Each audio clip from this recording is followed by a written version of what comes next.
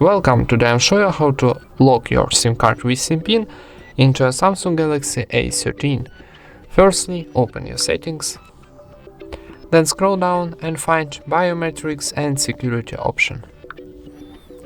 Tap and choose here in this menu, scroll down once again and go into another security settings. And now, first option, we got set up SIM card lock. And activate this option, lock SIM card. So tap on the switcher, and for locking SIM card need to enter your PIN and tap OK. And that's it. Thank you for watching, leave thumbs ups and subscribe to our channel.